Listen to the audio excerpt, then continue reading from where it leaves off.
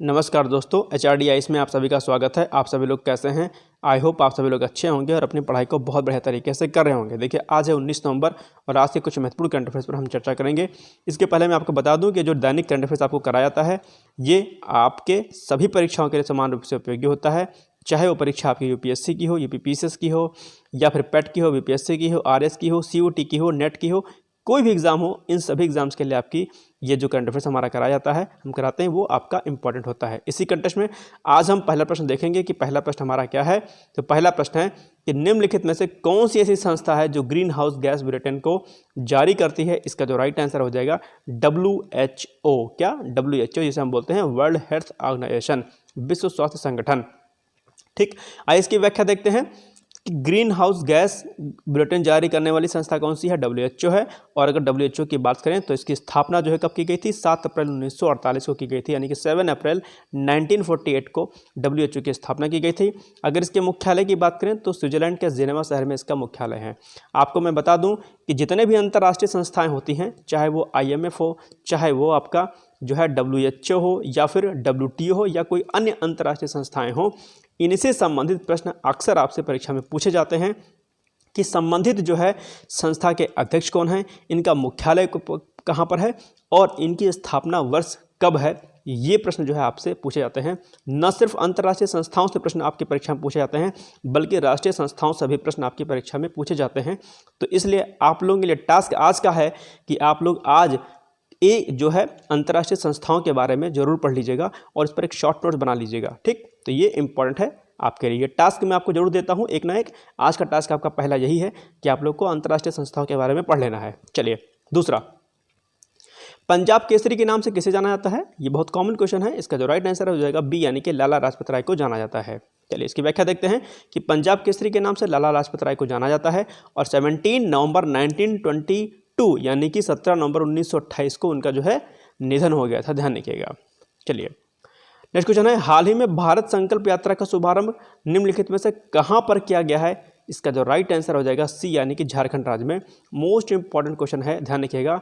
अभी हाल ही में प्रधानमंत्री श्री नरेंद्र मोदी जी द्वारा जो है भारत संकल्प यात्रा शुभारंभ किया गया है झारखंड राज्य में। चलिए इसकी व्याख्या देखते हैं।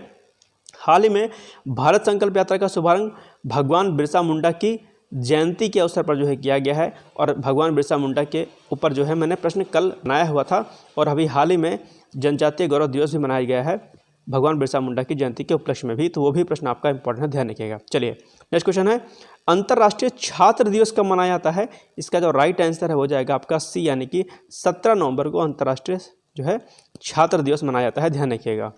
चलिए नेक्स्ट क्वेश्चन है, राष्ट्रीय प्रेस दिवस 2023 की थीम क्या है? कल मैंने राष्ट्रीय प्रेस दिवस कब मनाया जाता है ये प्रश्न बनाया था और आज हम आपसे इसकी थीम पूछ रहे हैं। तो इसकी जो थीम है वो है आर्टिफिशियल इंटेलिजेंस के युग में मीडिया। आपको बता दूं कि ये जो दोनों टॉपिक दिया है, कौन कौन सा, आर्टिफिशियल इंटेलिजेंस और ये मीडिया यानी कि प्रेस, ये दोनों ही महत्वपूर्ण टॉपिक है। यदि आप मुख्य परीक्षा की तैयारी कर रहे होंगे UPSC या UPPCS या अन्य किसी राज्य लोक सेवा आयोग की, तो उसमें आर्टिफिशियल इंटेलिजेंस और मीडिया यानी कि प्रेस की भूमिका पर जो है आपसे प्रश्न पूछ लेता है। और वर्तमान परिदृश्य को अगर देखें तो प्रेस की भूमिका को लेकर के, उसकी इंपॉर्टेंस को लेकर प्रश्न चिन्ह लग रहे हैं। ऐसी स्थिति में प्रेस से प्रश्न बनना स्वाभाविक है और आप लोग प्लीज़ इसको रेडी कर लीजिएगा ध्यान करके। और आर्टिफिशियल इंटेलिजेंस तो वर्तमान समय में इंपॉर्टेंट है ही है। चलिए नेक्स्ट क्वेश्चन है, अच्छा इसमें 16 नवंबर को जो है राष्ट्रीय प्रेस दिवस मनाया जाता है। ये मैंने आपको कल बताया था, एक बार दोबारा देख लीजिए आप लोग। चलिए नेक्स्ट क्वेश्चन है, बधावन बंदरगाह बनाए जाने का प्रस्ताव कहाँ पर पारित किया गया है? ये क्वेश्चन भी आपका इंपॉर्टेंट है। इसका जो राइट आंसर हो जाएगा महाराष्ट्र राज्य में जो है अभी हाल ही में बधावन बंदरगाह बनाए जाने का प्रस्ताव पारित किया गया है। और सबसे बड़ी बात है कि यह 10 सबसे बड़े बंदरगाहों में से एक होगा। चलिए नेक्स्ट क्वेश्चन है, हाल ही में बिशन सिंह बेदी का जो है क्या होते हैं, कहते हैं निधन हो गया है, वह किससे संबंधित थे? तो इसका जो राइट आंसर हो जाएगा वो क्रिकेटर थे। आपको बता दूं कि हाल फिलहाल में जो महत्वपूर्ण व्यक्तित्व होते हैं, अगर उनका निधन होता है तो उनसे संबंधित जो प्रश्न आपकी परीक्षा में पूछे जाते हैं, ध्यान रखिएगा। तो ये बिशन सिंह बेदी जो है क्रिकेटर थे और ये भारतीय क्रिकेट टीम के कप्तान भी रह चुके हैं, एक स्पिनर भी थे। और इन्होंने अपना अंतिम मैच कब खेला था अंतर्राष्ट्रीय? 1979 यानी कि 1979 में इंग्लैंड के खिलाफ खेला था। तो ये कुछ आज के महत्वपूर्ण करंट अफेयर्स थे, आप रेडी कर लीजिएगा। और आज का प्रश्न आप लोगों के लिए है, वो ये है कि मौलिक अधिकारों का संरक्षक कौन है। मोस्ट इम्पॉर्टेंट क्वेश्चन है, प्लीज़ आप लोग इसके आंसर को जरूर दीजिएगा। मैं आपसे यही उम्मीद रखता हूँ कि यदि आप सीरियस कैंडिडेट होंगे, यदि आप परीक्षा की तैयारी रियल में कर रहे होंगे, तो आप 1 सेकंड का जो है समय निकाल करके आप लोग उत्तर जरूर देंगे। आपके ऑप्शन हैं ए न्यायपालिका, या बी संसद, या सी राष्ट्रपति, या फिर डी उच्च न्यायालय। आपको आता है नहीं आता है आप लोग जरूर करें। अगर नहीं आता है तो आप लोग गूगल पर सर्च करें। अनवांटेड अननेसेसरी चीज़ों को सर्च करने से बेहतर है कि आपको दिए गए टास्क जो होते हैं आप उनको सर्च करें। निश्चित तौर पर आपको फ़ायदा मिलेगा यदि आप परीक्षा की तैयारी कर रहे होंगे। तो ये नहीं कर रहे होंगे तो एक अलग केस हो गया। यदि आप सीरियस कैंडिडेट हैं तो प्लीज़ आप लोगों से रिक्वेस्ट है कि प्लीज़ आंसर को जरूर दीजिएगा। इसका राइट आंसर मैं शाम को कमेंट बॉक्स में पिन कर दूंगा, आप लोग वहाँ से इसको देख सकते हैं। चलिए, तो ये कुछ महत्वपूर्ण करंट अफेयर्स हो गए। इसके अलावा आप लोग डिस्क्रिप्शन बॉक्स में जा करके अगस्त, सितंबर, अक्टूबर 3 महीने की करंट अफेयर्स का मैंने प्लेलिस्ट बना दिया है, आप लोग वहाँ से जा करके देख सकते हैं।